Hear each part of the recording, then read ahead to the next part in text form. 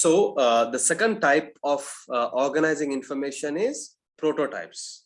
Another technique used by your brain to organize information is the identification of prototypes for the concepts.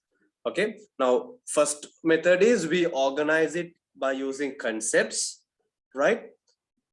So now what we are doing is, in order to reach those concepts, we are going to link another thing which is called as prototypes. Okay, now concepts we organize it and keep it on the shelf. Okay, so in order, when we need that information, we should be able to quickly take it, that information. Okay, so for that, what we do, we link the concepts with prototypes. Okay, for the concepts you have developed. Okay, so now concepts and prototypes are interlinked, so keep that in your mind. So a prototype is the best example for or representation of a concept. So by using a prototype, right, we can represent a concept. We can represent a concept. Okay, now let's see. They have given an example. I'll explain you this. For example, for the category of civil disobedience, right? Now the category is, now what is the category? Civil disobedience. So that is the concept, not the category. We can call it as the concept. Now, what is the prototype that we are going to link? Now the concept is civil disobedience, and we are going to link the prototype is Rosa Parks. Rosa Parks is a civil rights activist. So you all can, after this session, you all can just Google and say who is Rosa Parks and what did she do. Okay, her peaceful resistance to segregation on a city bus in Montgomery, Alabama, is a recognizable example for civil disobedience.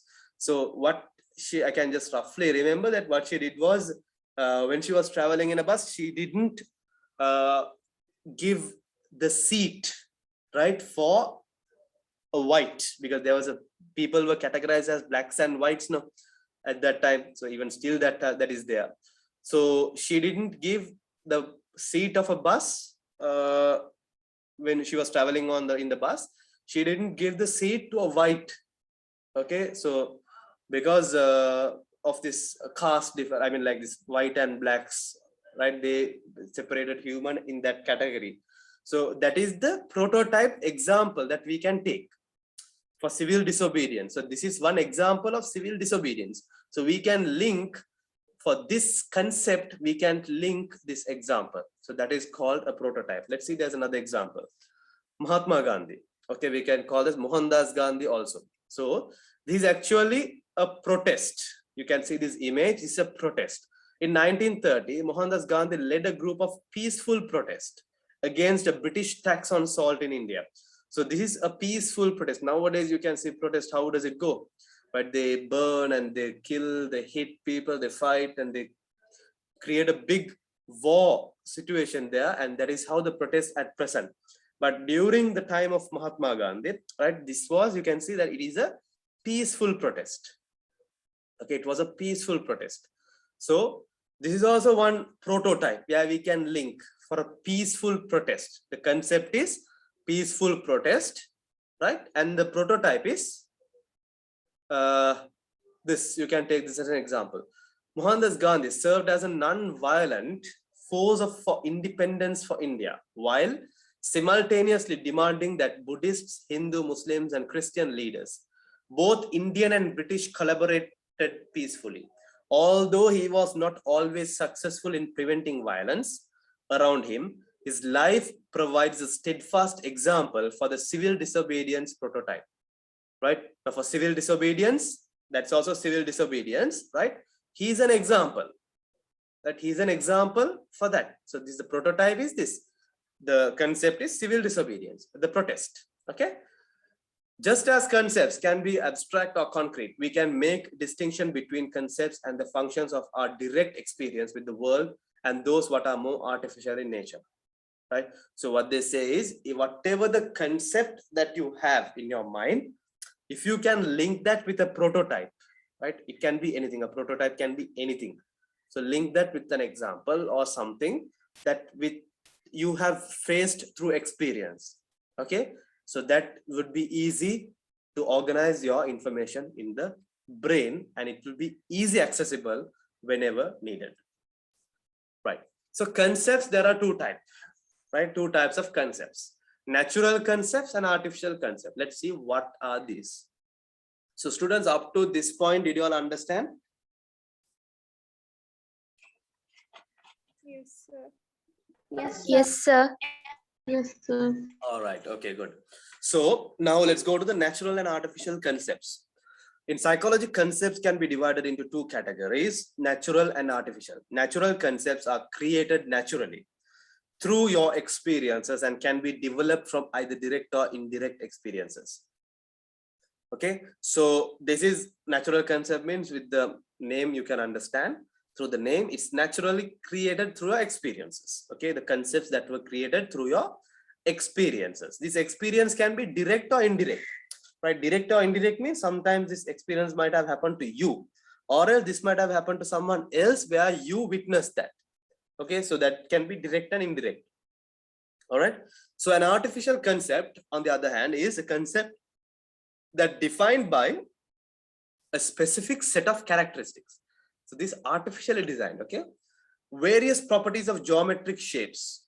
Like now, these shapes were prepared by humans, right? The geometric shapes were prepared by humans. They only discovered it. So, for example, like squares and triangles serve as useful examples for artificial concepts. So, squares and triangles are examples for artificial concept. A triangle always has three angles and three sides. That is a concept.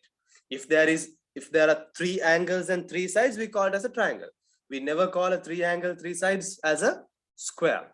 So similarly, a square always have four equal sides and four right angles. So if there is a square, means there are four equal sides and four right angles. So if they ask, okay, what is four equal sides and four right angles? Like, what is that? It is a square. So that is the concept. Those are artificial concept developed by human. Okay, so next you can see an example. So you can see this natural concept. What is it? It's snow. Okay, so snow is a natural concept, but you know how will it be and how will it feel, how you can feel what will be the climate at this area, right? You will feel that, you can feel that. So those are natural concepts. So these are artificial concepts. You can see, right, a triangle, right? These are all artificial concepts developed by human. Okay, so next is now, did you all understand this, students, natural and artificial?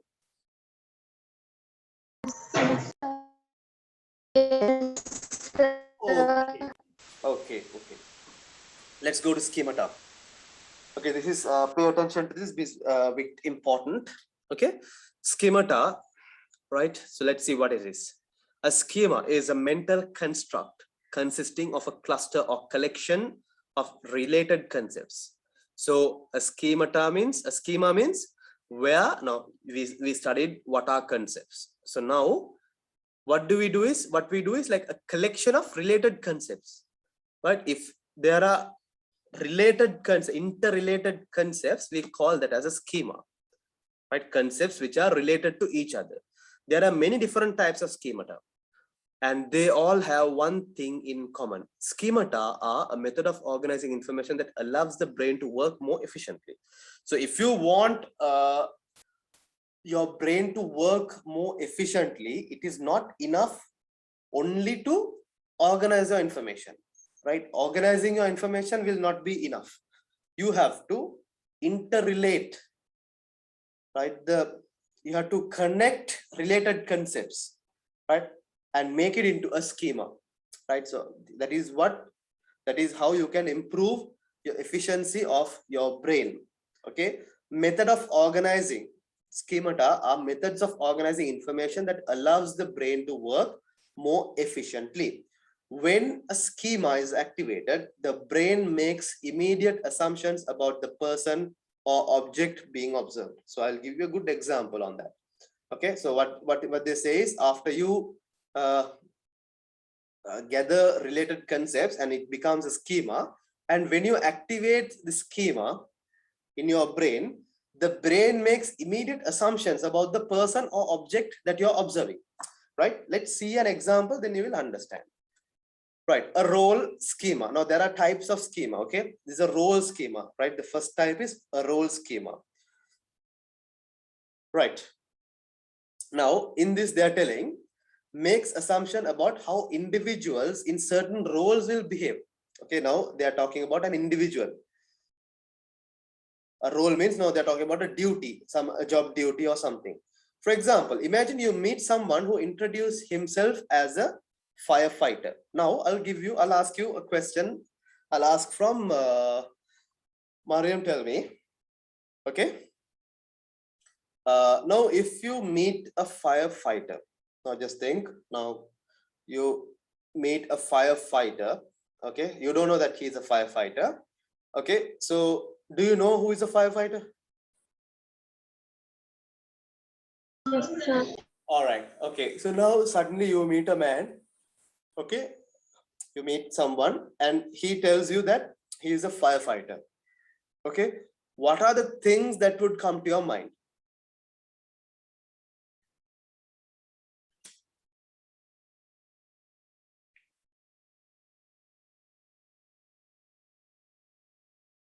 Who works in a dangerous place? Yeah, so what can you decide about his like habits and his talents? What can you come to a conclusion? Self-confident, Yeah, what else? brave, Very good. What else?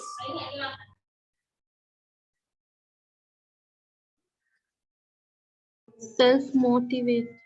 Yes. So just now you can understand that. Now, when I told you this, the name firefighter, see the things that you are coming up with. So that is called a schema. Okay, where you are relating things.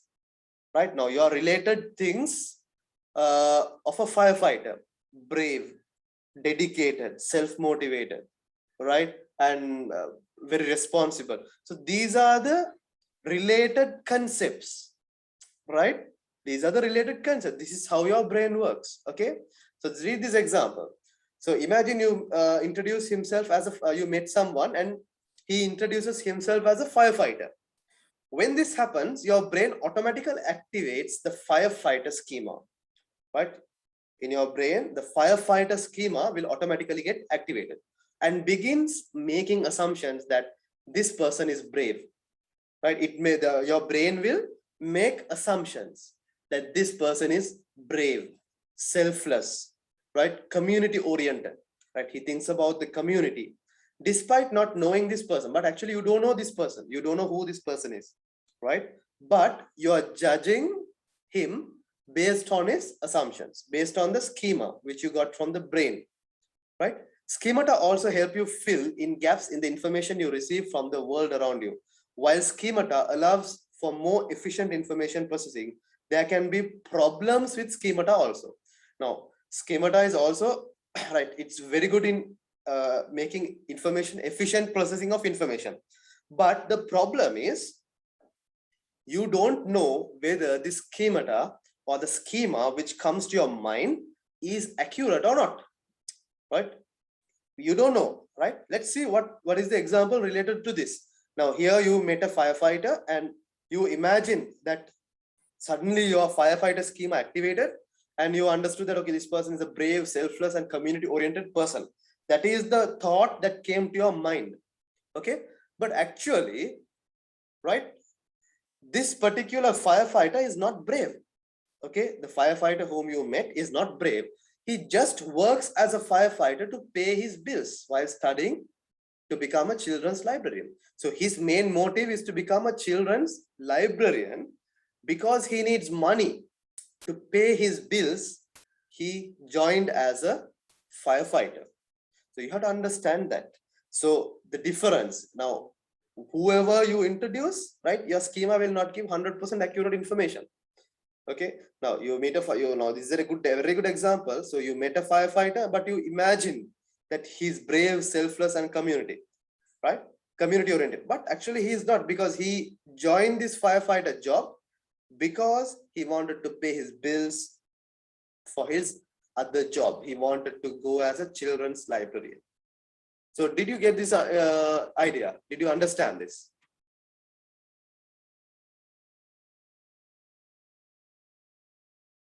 Did you all understand this, students? Yes, sir. Okay. Let's go to the next. An event schema. Now this is a role schema. Now here we are going to talk about an event schema. Okay. So during an event, what would happen? Also known as cognitive script is a set of behaviors that can feel like a routine. But think about what you do when you walk into an elevator. Right now, elevator means it's a lift. Okay. So just imagine your position in a lift, because I know that all of you would have gone in a lift. But imagine your situation in a lift right now. Okay. First, the doors open and you wait to let exciting passengers leave. Right now, just imagine. Now, can someone tell me, right? Have you been in a lift?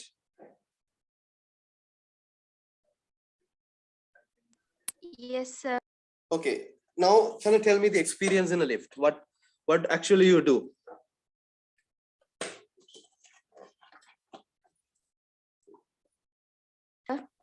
First, when the door opens, Yeah.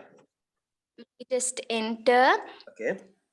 and after that, the door closes, and we just press the floor that we want to go, Okay.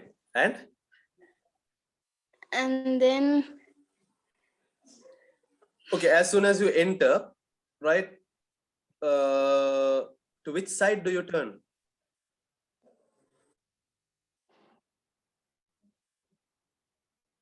Which side will you be facing?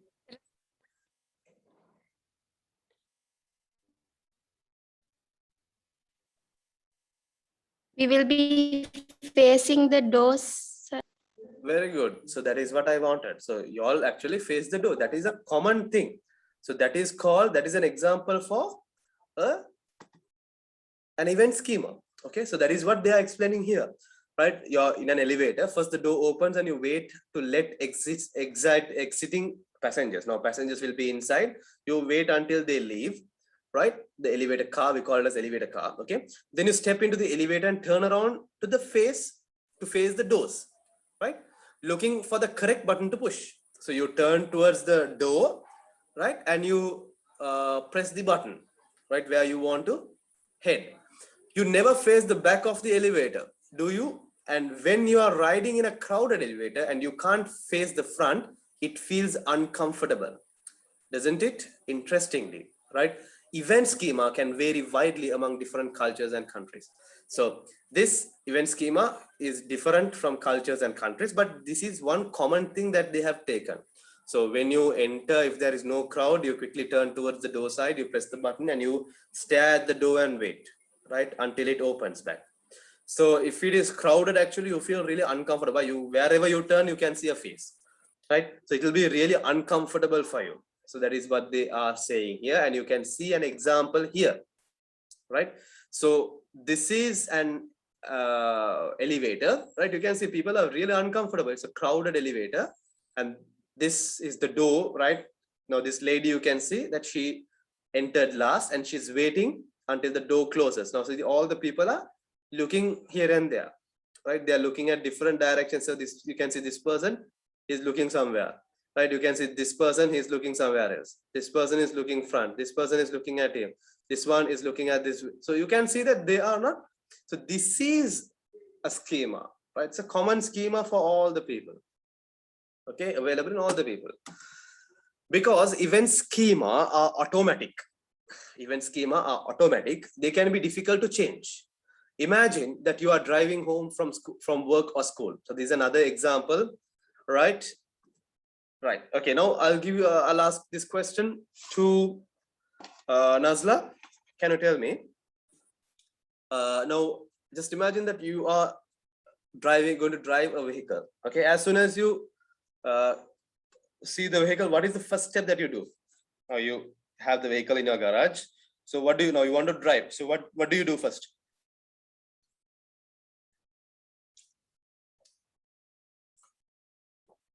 I'll be seated in the driving seat. First, you have to open the door, no? Yeah. Okay. Here, Nazla, your voice is not clear. Can you speak a bit louder? Okay, sir. Yeah. So first, what do? You open the door and you sit Okay. at the seat, and after that.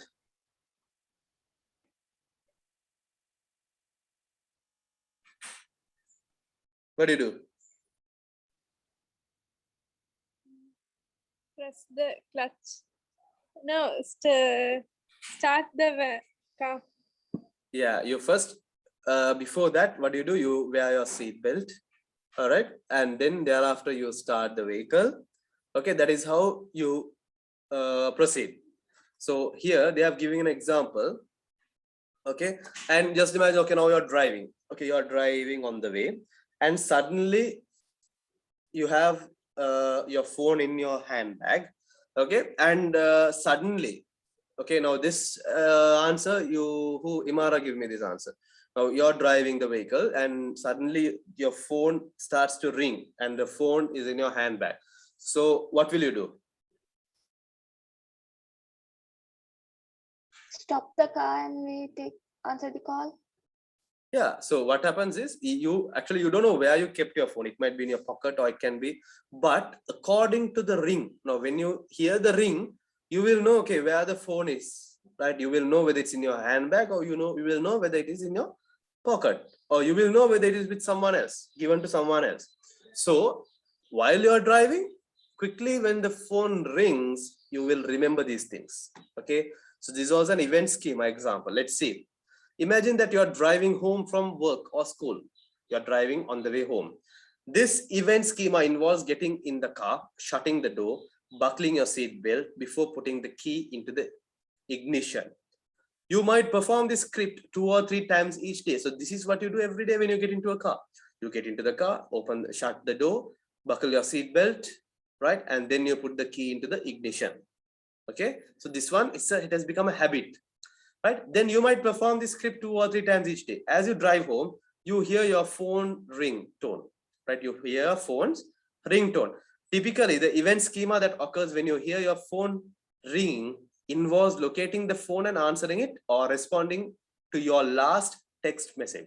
So gradually, what happens when you hear your phone ringing, your hand goes towards the phone and you pick up the phone, right? You locate where the phone is. That's the main thing. You locate it.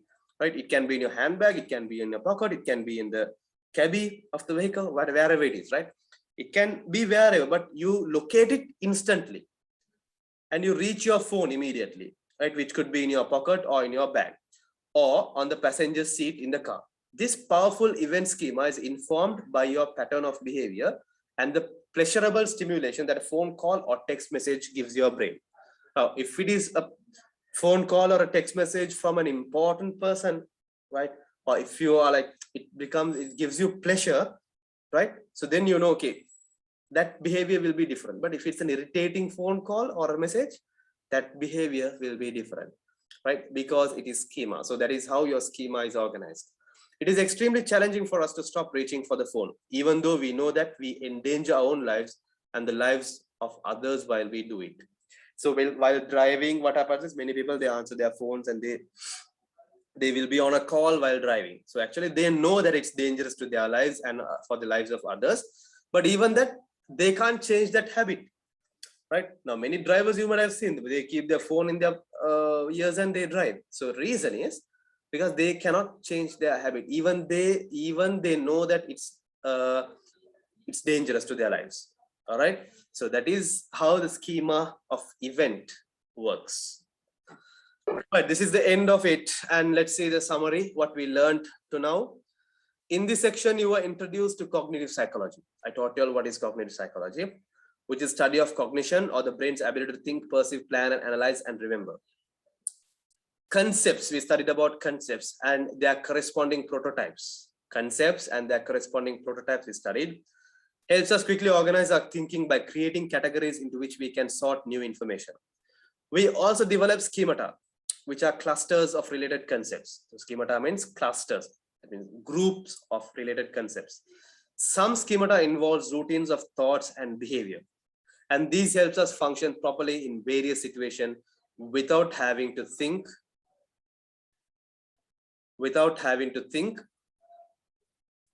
twice about them.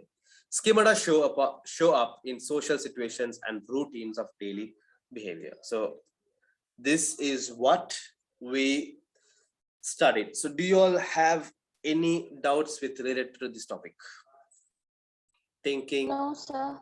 So I hope you all understood about this cognitive psychology and cognition. Did you all understand? Yes, sir. Yes, sir. Very good. So hope you all are clear with everything. Okay.